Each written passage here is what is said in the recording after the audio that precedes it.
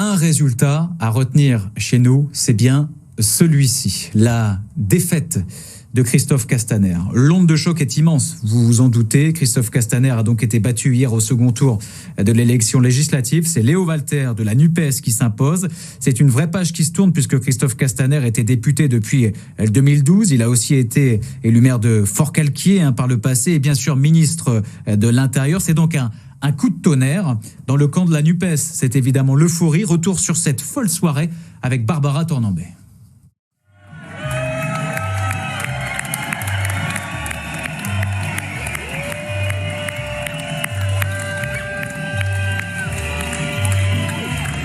C'est sous un tonnerre d'applaudissements que Léo Walter a rejoint hier soir ses militants.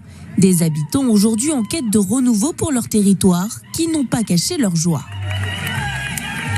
Il représente le peuple et il mérite d'être à l'Assemblée. C'est un grand jour, hein. On a enfin réussi. C'est un député de combat et il en manque. Ça remplacera un peu tous les députés Playmobil qu'on a pu avoir à l'Assemblée nationale. Léo Walter, un militant de terrain qui, après s'être présenté en 2017 face aux députés sortants, a en quelque sorte aujourd'hui pris sa revanche.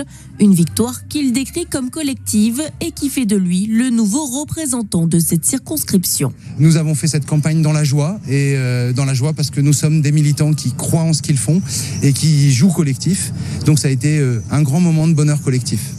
Écoutez, ce matin, je me sens un petit peu fatigué parce que nous avons fait effectivement une très belle soirée hier soir avec les militantes et les militants de cette circonscription qui sont les véritables acteurs de cette campagne. Je l'ai déjà dit hier soir, je le redis aujourd'hui. La victoire d'hier est une victoire collective et donc nous l'avons accueillie collectivement avec une grande joie, une grande fierté et nous l'avons fêtée collectivement hier soir. Qu'est-ce qui a fait la différence, selon vous, Léo Walter? Est-ce que c'est le collectif? Vous avez réussi à inverser la tendance en 5 jours de campagne parce que Christophe Castaner, au premier tour, était arrivé légèrement en tête, mais en tête tout de même. Ça s'est joué à quoi, selon vous? Alors d'abord, nous n'avons pas inversé la tendance dans ces 5 jours. Je pense que nous avons inversé la tendance sur ces 5 ans. Je rappelle qu'au soir du premier tour en 2017, nous avions plus de 9000 voix de retard sur M. Castaner. Là, nous en avions moins de 300. Donc on peut dire que la tendance était déjà très largement inversée.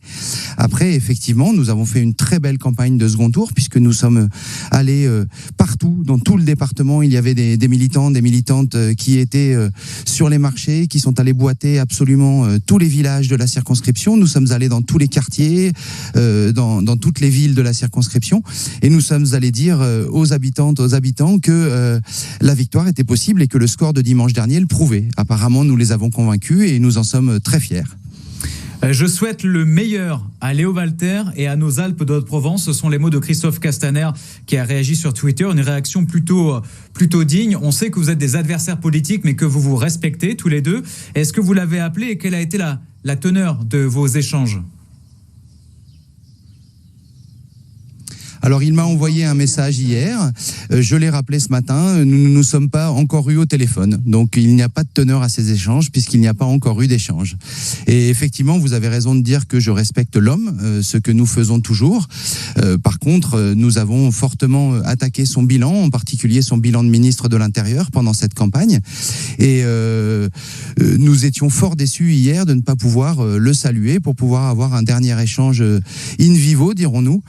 J'espère avoir cet échange bientôt avec lui. Et alors, que vous a dit Jean-Luc Mélenchon? Parce que là, on imagine qu'il vous a appelé en personne. Alors pas encore, puisque nous nous voyons demain. Voilà, donc je monte à Paris ce soir, nous nous voyons demain avec l'ensemble du groupe. Jean-Luc, vous le savez, est quelqu'un de très occupé. Donc moi-même, je n'avais plus de portable hier parce que je n'avais plus de batterie avec le nombre d'appels que j'ai reçus.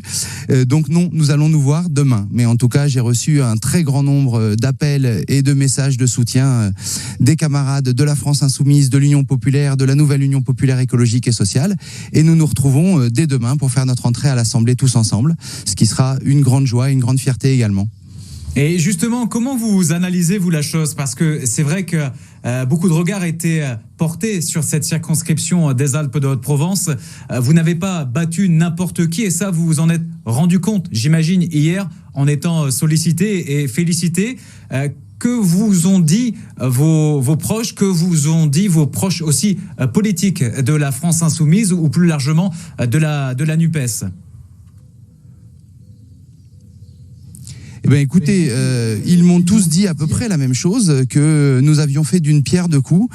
Et effectivement, la première pierre est la plus importante. Hein, et j'ose espérer que dans les années à venir, on parlera plutôt de celle-là que de l'autre. Nous sommes au lendemain de l'élection, je comprends qu'on en parle encore.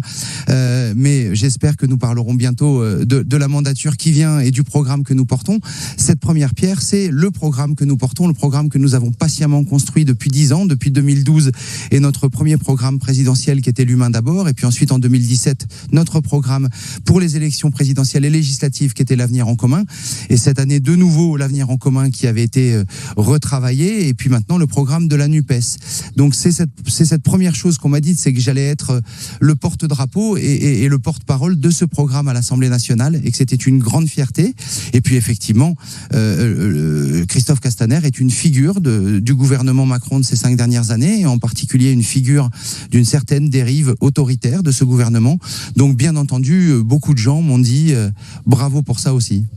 Et Léo Walter, comment va se dérouler peut-être votre prise de fonction de député des Alpes d'Haute-Provence? Vous l'avez dit, demain vous allez à Paris, et ensuite ça va se dérouler comment? Parce que vous l'avez régulièrement dit durant cette campagne et durant les 5 ans qui se sont écoulés, vous n'êtes pas un professionnel de la politique, c'est tout nouveau pour vous. Tout à fait, et ça le restera, parce que je resterai un non-professionnel de la politique. Je resterai un militant politique, y compris à l'Assemblée nationale. Je reste un homme de terrain et un homme profondément ancré dans son département et dans sa vie quotidienne. Notre prise de fonction à tous là se déroule un peu tous de la même manière. Nous avons rendez-vous en préfecture aujourd'hui pour retirer notre dossier de député avec les éléments importants à connaître et à savoir. Et puis donc ce soir, je prends le train pour Paris, puisque demain, nous allons nous retrouver avec les camarades de la nouvelle Union populaire écologique et sociale pour faire notre entrée ensemble à l'Assemblée nationale, découvrir cette grande maison de l'intérieur, et nous aurons dès demain une première réunion de groupe.